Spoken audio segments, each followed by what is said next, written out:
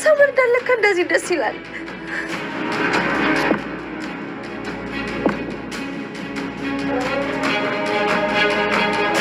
ማን ነው ብሎ የከፈተው?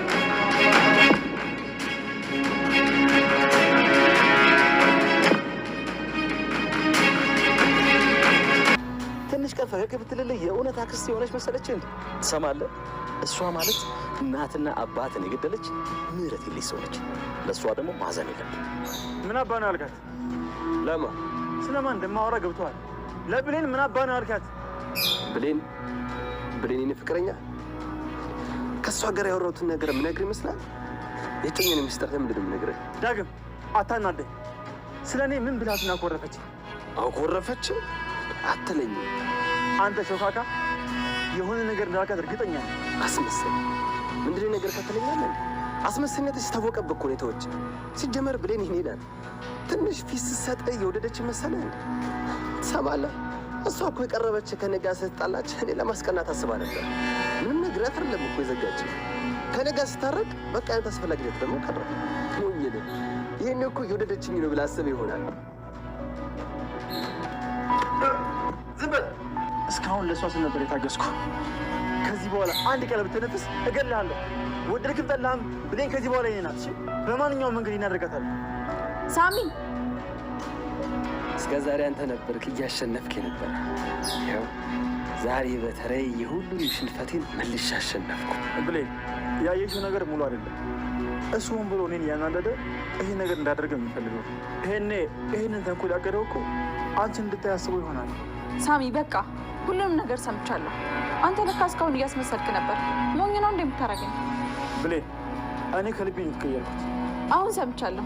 ለእሷ ስላስመስላለሁ ስትል ነበር። ምንድን ነው?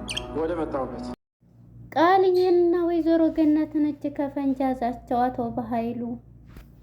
እነሱ በደስታ ለፀሐይ ቢደርሱላትም ነገር ግን በኃይሉ የሚባለው ሰይጣን ማን ከፈተው በማለት ሽጉጡን ደቅኖ ደረሰባቸው።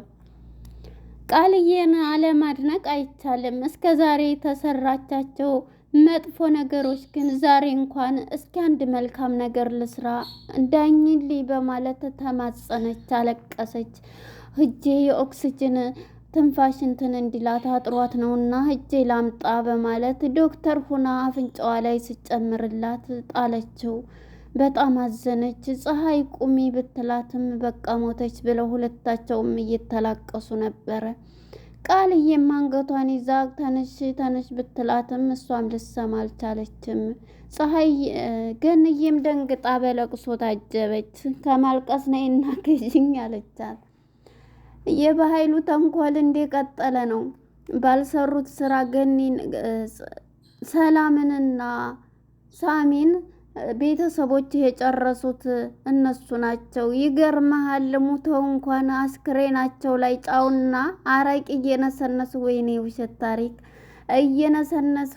እየነሰነሰች ስታሰቃይ ነበር ስትለው እሱም በጣም ተጨነቀ፣ አለቀሰ። አትንገረኝ በቃህ ሲል ነበር። ይህን እያወሩ ሳለ ከኋላ ሰላም እንዴ ዛሬ የተዋወቁ እኮ አይመስሉም እያለች ነበረ። ሰላም ጤና ይስጥልን ውድና የተከበራቸው የቻናሌ ቤተሰቦች እንኳን ወደ ቻናል በሰላም መጣችሁ። አደራ የተሰኘው ክፍል 85 አለቀቀ። እንግዲህ በባለፈው ፓርት ላይ ዳግም ለብሌን የሳሚን ፍቅረኛው ናት፣ የልጅ እናት ነው፣ የልጅ እናት እንትን ማለትሽ ነው ማፍቀርሽ የልጅ አባት ብሏት ነበር። እጇ ላይ ያን ፎቶ እያየች ነበረው። እናም በዛን ጊዜ በጣም እየተገረመች ነበር እና ቃል ብሌን ይሄን ስታይ በጣም ነበረ እንግዲህ ያንን ፎቶ ከቃል ላይ ነው የሰጠውን። ካይቺ ጓደኛው ናት፣ አሁን ተለያይተዋል፣ እንደዚህ ናቸው ብላ ነበር የሰጠው። በዚህም የተነሳ ቃል ይሄንን እንትን ብላ ምን ፈልገህ ነው ብላ ነበር ብሌን የተናገረችውና ይሆናልሽ ብሎ አቃጥሎብ ነበረ።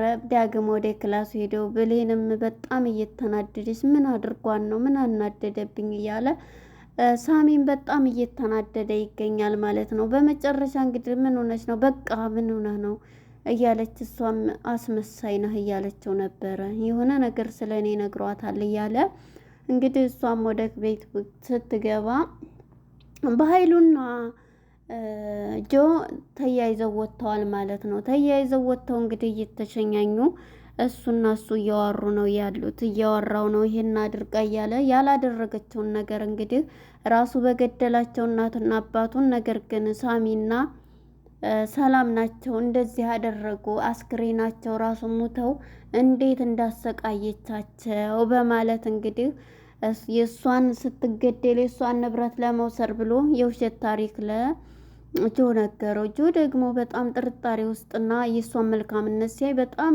እንዴት እያለም ጥያቄ ሆኖበታል። ሲቀጥል ሳሚ የኔ እኩያ ነው፣ እንዴት የዛሬ 19 ዓመት የኔን ቤተሰቦች ሊገላቸው ቻለ እያለ ግን አባዬ እርግጠኛ ማን ነው ጋሼ ሲለው እንዴ ተጠራጠርከኝ ወይስ እኔን እንትን እያልክ ነው እያለው ነበር። አይ እንደዛ ለማን በልጭ እሷን ሳያት እኮ በጣም ጥሩና እንደዛ ሰውና ሰው ምገል አመስልም። እንደውም ልንገርህ አረቄ አድርጋ አስክሬናቸውን እየጎተተች ጫው ነስንሳ እንዳቃጥላቸው እናንተን ብላ ስታደርግ የነበረችው ሲለው እንግዲህ አንተ ጠንካራና ጀግና ይሄ ልፍስፍስ እንዲትሆን አልፈልግም እያለው ነበረ። ይሄን በሚያወሩ ጊዜ ሰላምዬ ከድንገት ከኋላ እንዴ እነዚህ ሰዎች ምን እየሰሩ ነው እንደዚህ እንትን የሚሉት እያለች ነበርና እንግዲህ እሱም እየተናደደ እሺ በቃ ወስኛለሁ ካሁን በኋላ በማለት ጠንካራ ሁኜ ነው የምታየኝ እያለው ነበረ። የውሸት ታሪክ እንግዲህ ለቤተሰቦቹ ስለ ቤተሰቦቹ ሲነግረው እንዴት የማይናደድም ማለት ነው። ገዳዮች እሷ ናት ብሎ እንግዲህ ክላሱ ገብቶ እያለቀሰ ይገኛል ጆ ማለት ነው። እንግዲህ ሰላምዬም አይታቸዋለች በአንድ ቁመው ማለት ነው። እሱም ወደ ነገኒ ጋር እየሄደ ነው ማለት ነው። እንግዲህ ወደ ሳሚና ወደ ብሌን ጋር ስንመጣ በጣም ትልቅ ጸብ ተፈጥሯል። ሳሚም መሄድን መርጧል። ምክንያቱም እዚህ ብሌንን ከቀረብኳት ምን ይሄን አጋጣሚ ተጠቅሜ ታፈቅረኛለች ከሷ ጋር እሄዳለሁኝ በማለት ነበር። እሱም እንግዲህ ያንን ቁስሉን በእርግጥ ለሷ መስዋዕት ከፍሏል። እንደዛ ስትለው እንዴ ባላወቀው ነገር ግን ለምን እንደዚህ እያለች ደግሞ ልታዝንለትም ትላለች ማለት ነው ብሌን። በመጨረሻ ከእሷ ጋር ንገሪኝ እስኪ ምንድን ነው ያለች ምንድን ነው ቢላትም እሷም ምንም ደግሞ ልታስመስል እንትን ትላለህ እንዴ እያለችው ነበረ።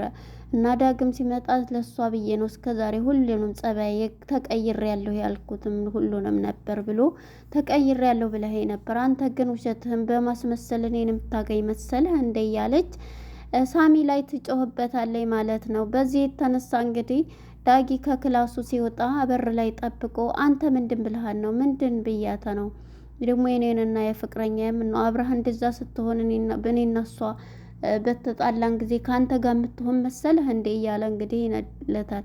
እስካሁን እንትን እያልኩ ነበረ ብሎ እንግዲህ እንደዛም ታሞ ሆዱን ይወቅ እንትን ይለዋል። ዳጊ መቼም የማይረባ መመታት ነው ሁልጊዜ ማለት ነው። የዚህ ጊዜ ሆዱም እንደዚህ በቦክስ ሲለው እሱም ሆዱን ጨብጦ ስታየው ብሌን ሳሚ ስትለው እሱም ብሌን ብሎ ትቷት ይሄዳል። እንደምታስቢው አይደለም እሱ ለነገረች ነገር ስለምኑ ነው በቃ ዝም በል ስትለው እንግዲህ እየተጣሉ ይገኛሉ ማለት ነው። በመጨረሻ እንግዲህ ወደ ሰላምዬ ስንመጣ ሰላምዬ ከጆ ክላስ ሄዳ ጆ እንግዲህ እያለቀሰ ነበር የቤተሰቦችን ፎቶ ይዞ። በባለፈው ፓርት ላይ ሌላ ሴትዮ ነው ፎቶ እናቴና ብሎ ያሳያትና ይዞ እያለቀሰ ነበር። እሷ ስመጣ ድብቅ ያረግና እንዴ ልጅ ምን ሆነህ ነው የከፋ ምን ሆነህ ነው ስትለውም አይ ምንም አልሆንኩኝ። አልቅሰሃል እንዴ ያለቀስኩ የተከፍተሃል እኮ ስትለው አይ ምንም አላለቀስኩም አልተከፋሁም ይላታል። ከሱ ግን ቁጭ ብላ እንደዚህ እየነካካቸው ነበርና እንደዚህ ፊቱን እቅፍ ስታረገው ነበር እሷ በየዋህነቷ። ከዛም በኋላ መጨረሻ ላይ እትዬ ማን ነው አክስቴ እኔ ብቻዬን መሆን ነው የምፈልገው እያላት ነበረ። በእጇ እንድስነካው ፊቱን በቤተሰቦች ገዳይ በደምሽ ነካሽኝ እያለ እየተናደደ ይገኛል ማለት ነው ጆ።